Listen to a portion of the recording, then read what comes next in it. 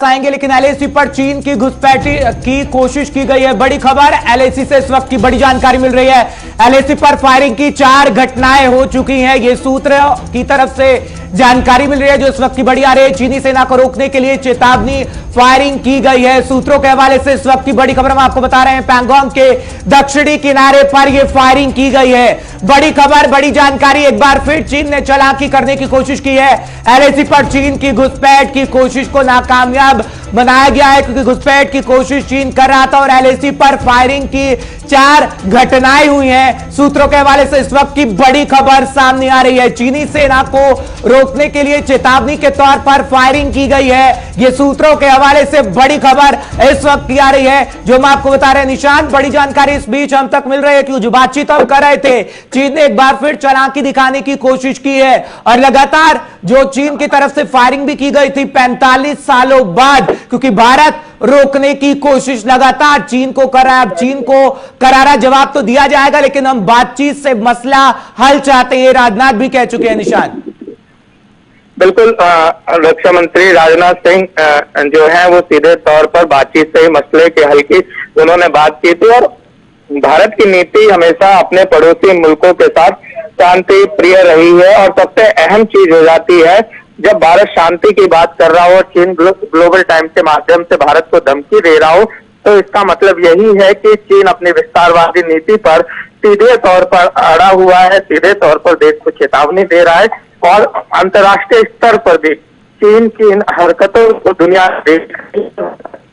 आने वाले समय दुनिया चीन का माकूल जवाब देगी।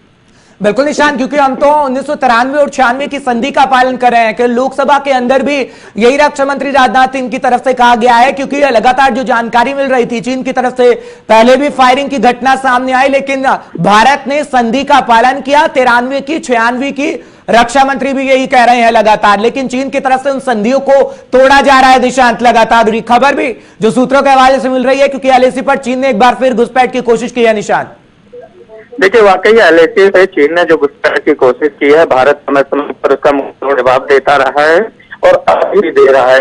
और रक्षा मंत्री राजनाथ सिंह जिस तरीके से अपने बयान से लगा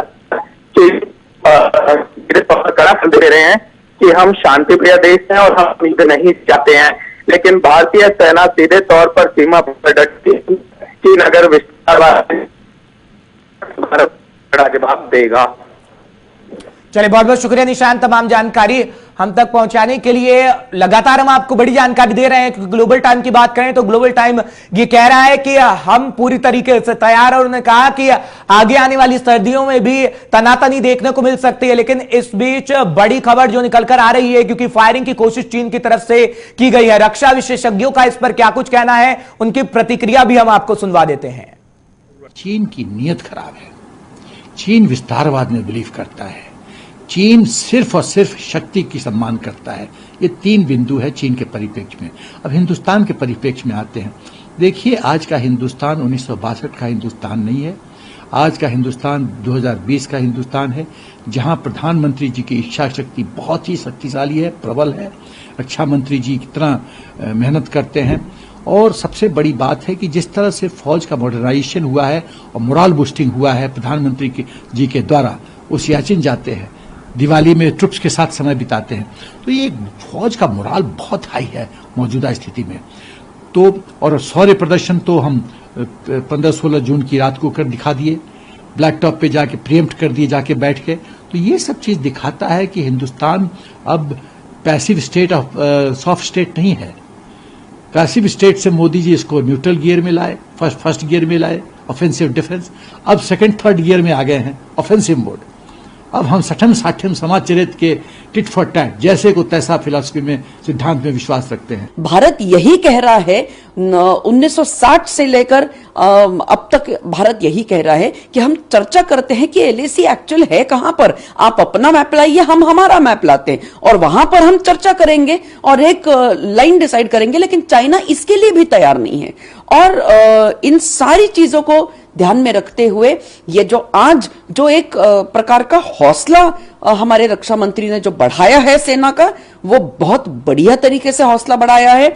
हमारी सेनाएं बिल्कुल तैयार हैं कि अगर चाइना ने कहीं से भी हमारे सीमाओं के अंदर ट्रांसग्रेस करने की कोशिश करी या कहीं पर भी फिर से उसी प्रकार की दादागिरी करने की कोशिश करी, तो पक्का हम उसका जवाब देंगे और जवाब बहुत तगड़े तौर पे देंगे। तो रक्षा विशेषज्ञ जिस तरीके से कह रहे हैं कि ये 62 की स्थिति नहीं है, ये 2020 का भारत है और चीन अच्छे से समझ, लेकिन